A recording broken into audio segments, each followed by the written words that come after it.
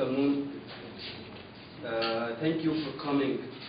I am so pleased to talk to you. I am going to introduce myself. I am Ahmed Al-Fiqi, and my colleagues are Basyuni and Hassan. We are going to talk about one of common misconceptions about Islam, which is the Qur'an commanded the killing of disbelievers. And we are going to divide our presentation into 4 or 3 points. First of all,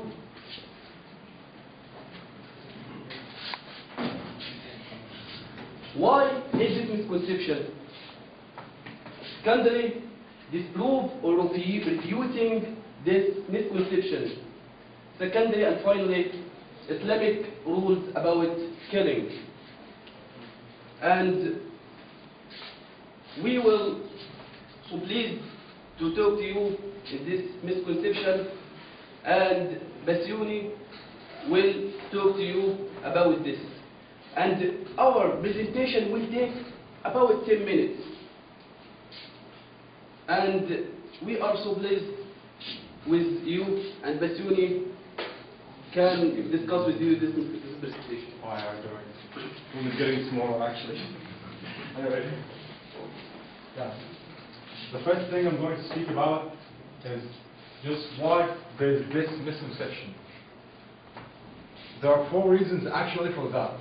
Firstly, misunderstanding Qur'an, misunderstanding the verses of the Holy Qur'an.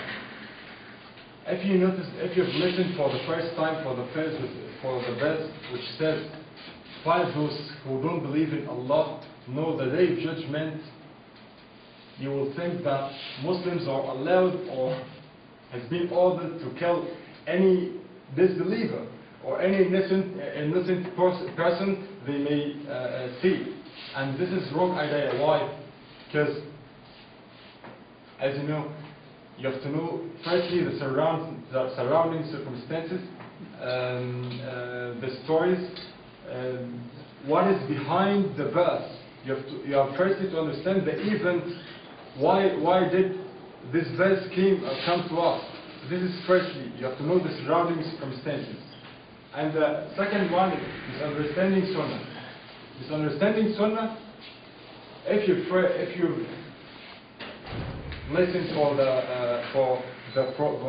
Prophet tradition, which says, "I've been ordered to kill people who don't believe in Allah," till they destroy that there's no God but Allah.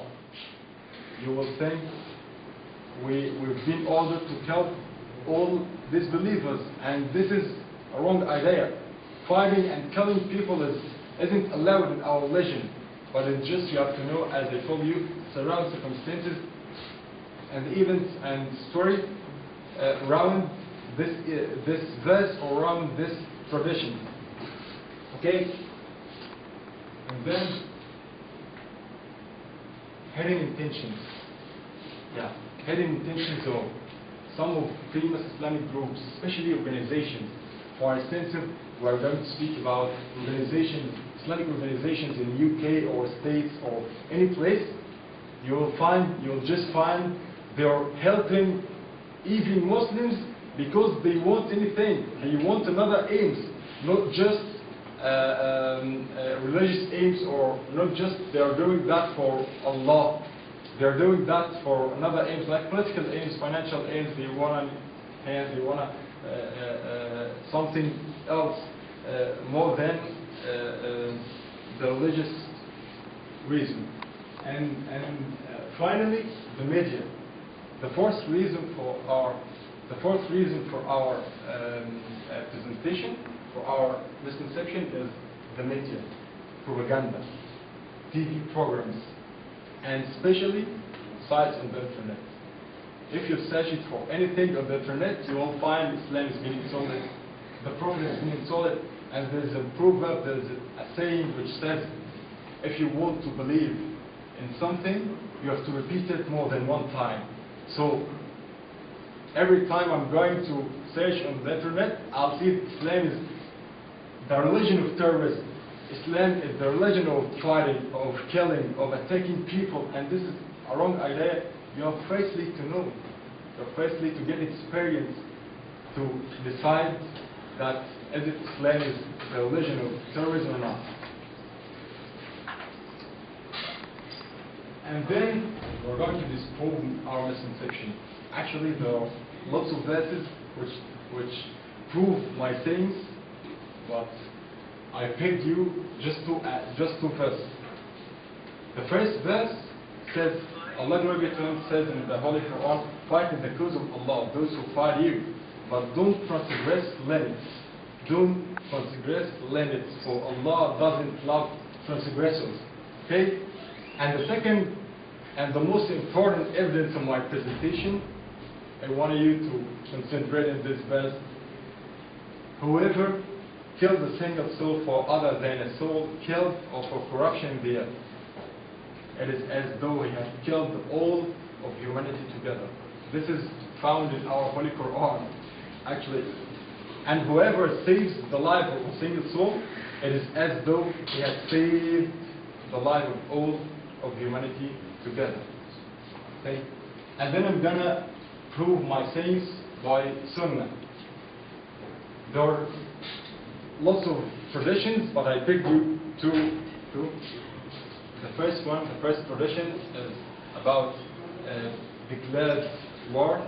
The Prophet was saying for his companions, set out for jihad in the name of Allah, and for the sake of Allah, don't lay hands on the old virgin in death, on women, children and babies, don't steal anything, and do good, for Allah loves the virtuous and the pious. Okay? And let's move to another hadith represents as a guidance for all Muslims in the world. The Prophet, peace be upon him, said, you must not mutilate dead bodies, neither kill a child, nor women, nor an aged man. They're going to the war. They're going to the war. And the Prophet was saying that for them. The Prophet was ordering them to do that. You must not mutilate dead bodies, neither kill a child, nor women, nor an aged man. Bring no harm to the trees, nor burn them with fire. You are likely to pass why people have devoted their lives to monastic services. Leave them alone. Okay?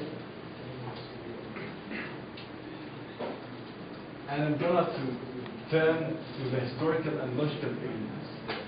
Our historical evidence, if you know the life, the prophet, or the life of the Prophet, peace be upon him, if you know how did he suffer the first time he was going to tell the people by his message, the Prophet, peace be upon him, began, he was worshipping Allah between mountains in Mecca, between mountains at the night, and Jibreel came to him. Jibreel just said to him, Muhammad, read. It was at night. And he told him, Muhammad, read. He replied, I can't read because he was illiterate. And then he told him, Muhammad, read. He said, I can't. He said, Muhammad, read in the name of your Lord who created all of humanity. Okay? And then he began telling his nation.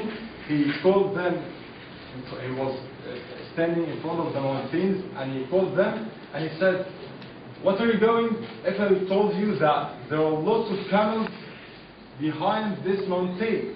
They said, we are going to believe in what you're saying. We're going to, because we trust you. He said, so I'm a messenger of Allah, telling you to testify that there is no God but Allah, and Muhammad is the messenger of Allah. Some of them didn't care. Some of them left him away. Some of them said he's a crazy person. And so on. And they began fighting him. They began attacking him. The Prophet was alone, was a weak person.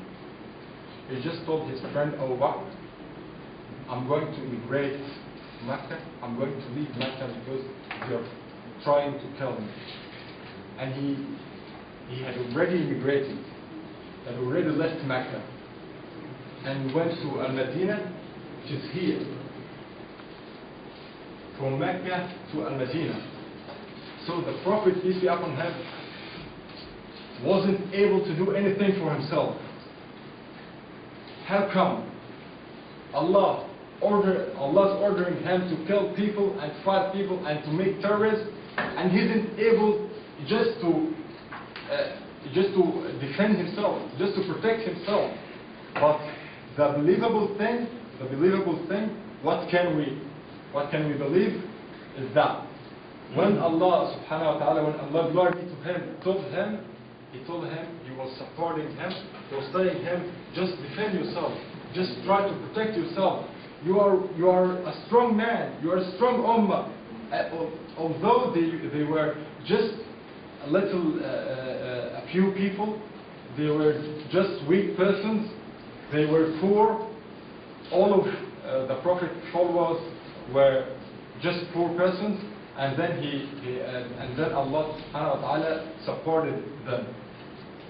This is the historical evidence actually. And then I'm going the third part of my presentation, Islamic rules about killing. I'm going to give you the real meaning of the word jihad. The word jihad doesn't absolutely mean holy war. The word war isn't found in the original meaning of the word jihad.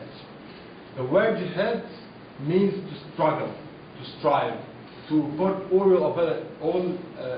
your abilities, your efforts, to do your best to get or to achieve a good end. So fighting people or attacking people or making terrorism isn't found in our religion, isn't found in our Islam.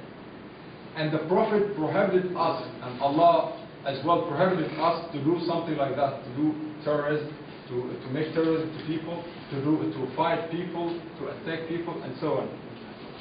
And then I'm going to ask you two questions finally. I want you just to think about that.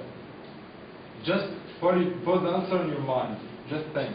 What are you going to do if someone came and began attacking you, began fighting you? What are you going to do if someone came and attacked your religion and insulted your religion? Are you going to stand like what I'm doing and say it's okay, come, I'm waiting to be killed, or at least you are going to defend yourself, you're going to protect your religion? That's all, and we won't say at last can extract that our religion just came for peace, for just anything good. It is not for fighting people, for attacking people. It is prohibited in Islam. Terrorism is prohibited in Islam as well. And thank you.